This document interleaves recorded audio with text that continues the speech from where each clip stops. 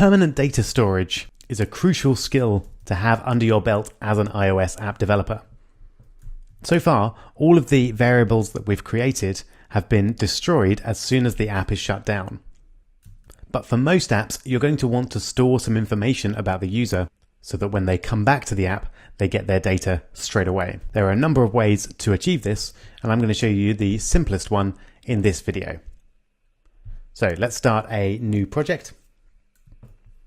The usual single view application.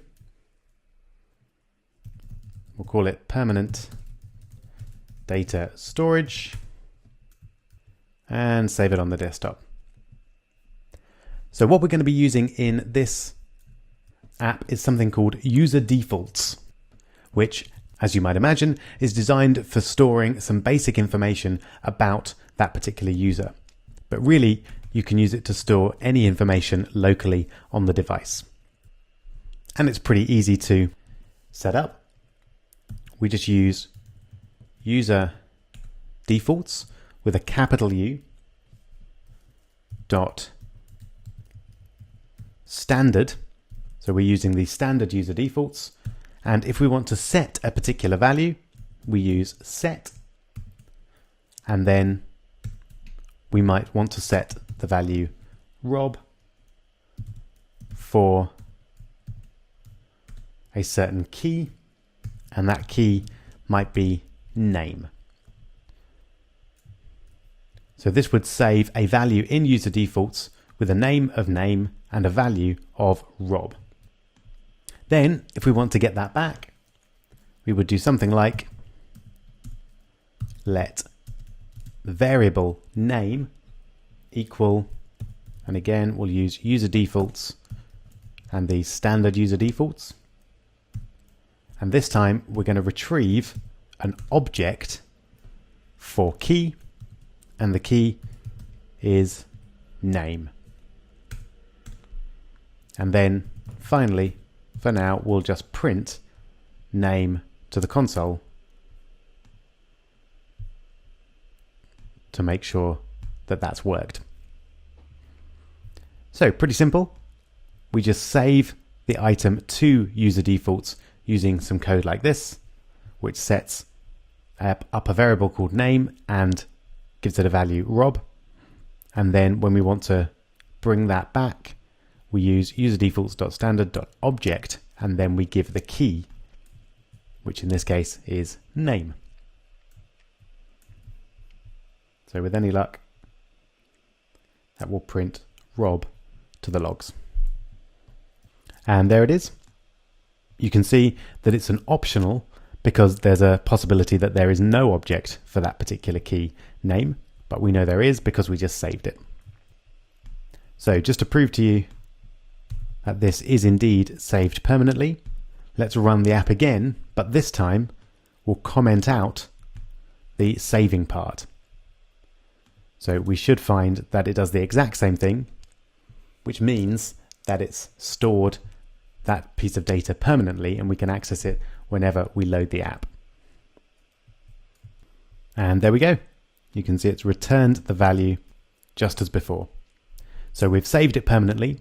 It's worth seeing briefly how we check whether or not name has a value, because we want to be careful about using optionals if we don't know whether or not they exist. And what we can do there is we could change this to be name object, and then we can run the setup that we saw earlier in the previous chapter. If let name is equal to, and then what we're going to do is we're going to take name object and attempt to cast it to a string,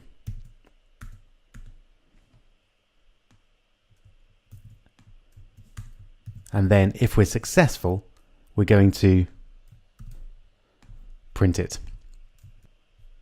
So let's just run that again. While it's running, I'll explain what's going on here. So first off, it's worth noting that we're returning an object here, which is not necessarily a string. So it's going to return something, hopefully, but it won't necessarily be a string. So what we're checking here is, are we able to take our name object and convert it or cast it to a string? And if we are, then we'll print it. And if not, for now, we won't do anything. So this is a much safer way of checking not only whether an object exists, but whether it's of a certain type. And there we go. So you can see now we can use Rob, and it's not an optional anymore. When we use if let, the variable called name will not be an optional, because if the statement has turned out to be true, then name definitely has a value. So I'd certainly recommend using structures like this when you're working with user defaults and you're not certain whether or not you've already saved something. We'll be using this structure again and again in future apps, as it is a very useful one. All right, so that's how we save just a simple string. What about saving something a little bit more complicated, say an array? So let's start off by creating an array. We'll just have a very simple one, 1, 2, 3, 4. And then we actually use exactly the same code to save it as before. So user defaults dot standard dot set, and this time the value of the object that we want to set is array, or ARR, for this variable here. And we'll use the word array as our key. So that will then set the array. And if we want to get it back,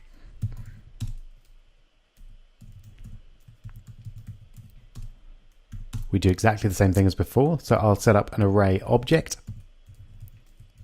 This is going to be user defaults dot standard dot object for key, and this time the key is array. So once again, be aware that array object is going to be an optional, because we don't know at this point for certain whether this key has a value, although we're pretty certain that it does because we've just saved it there.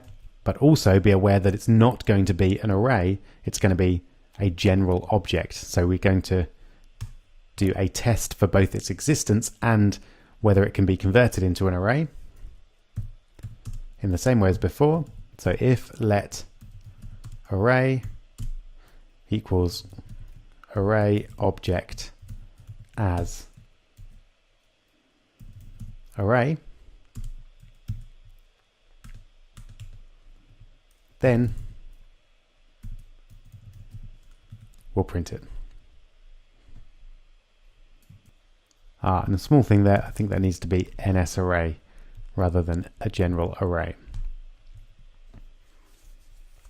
Okay, so let's have a look. We should now see Rob as before, but also we should see this array that we can then deal with however we would normally process an array. And there we go. So there's Rob and the array. And once again, let's just be absolutely sure that we have saved this permanently by commenting out. And in fact, we don't need that anymore either. And there we go. We've got exactly the same output as before, even though we're not actually saving or defining the array this time. All right, so fairly straightforward. I'm going to give you a challenge to create something vaguely useful out of this. So what we're going to do is create an app that very simply remembers a user's phone number. This might seem like a fairly pointless app, but it is something that several people that I know seem to struggle with. So it's simply going to be when we load up the app, it invites the user to enter their phone number. And then once they've entered it, the next time they load it, it shows them what their number is. Simple as that. You can design the UI as you like, but try not to look back at this if you can possibly avoid it when you're writing the permanent data storage part. Off you go. Best of luck.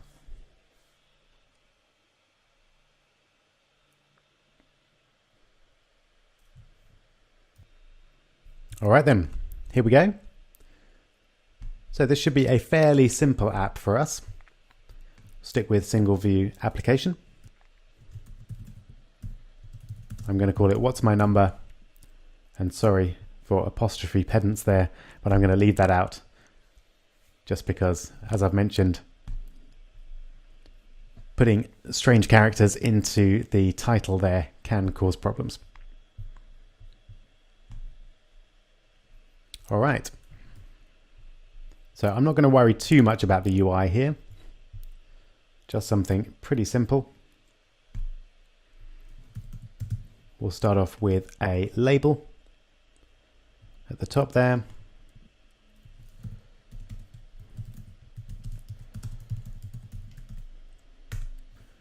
What's my number? And we'll keep that centered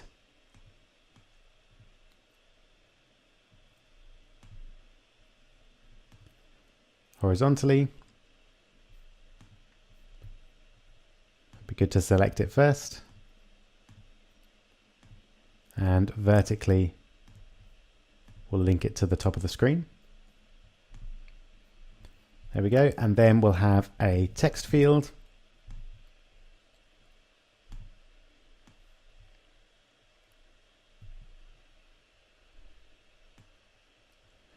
Which I'll stretch out to the edge there. And I'll set vertical and left and right constraints for that one. And finally, a button, which we'll put underneath, and we'll center horizontally and add a vertical constraint to the text field. And we'll just call that save. All right, that's all we need for the UI. So let's bring in our view controller .swift.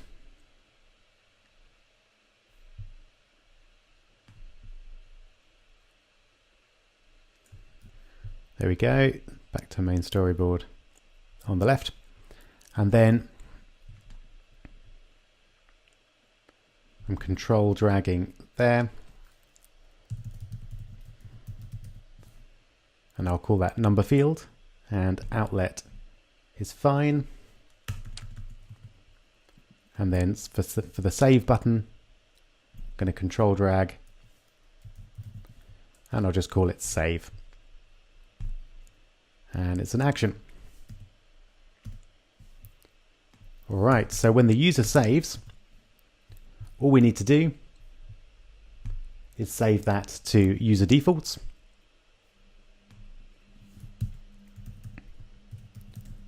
So user defaults dot standard dot set, and the value that we need is the value of number field, and this is number field dot text, and we'll use the key number. There we go. And then when the app loads, we're going to test to see if there is a number saved. And if there is, we'll display it to the user. So let number object be equal to user defaults dot standard dot object for key, and the key is number. And then we'll test to say if let number is equal to number object as, and we're going to cast it to a string. Even though it will likely be a number, we need it as a string anyway, and we could have problems if the user enters some text for some reason. So it's really simpler to keep everything as a string. So if that's the case, then we'll take number field and we'll set the text equal to number. So simple as that. One small addition that I should have made at the beginning is changing the keyboard type to a number pad. And that's it. Pretty straightforward. So let's see it in action. The only thing I haven't done here is given the user any kind of confirmation that it's been successfully saved, which would be quite easy to set up with a label under here. So feel free to add that in to your app, but I'll just leave it as is for now. All right, here we go. So what's my number? I'm just going to enter 1, 2, 3, 4, and then tap save. And then I'm going to restart the app.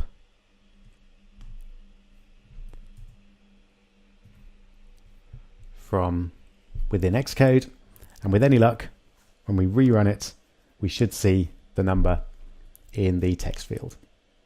And there it is. Beautiful. So that's a very basic use of permanent data storage. We're heading towards a much more advanced use, which is our to-do app, which we'll be making in a couple of videos' time. But there's a few things that we need to get to grips with before we can make the to-do list app.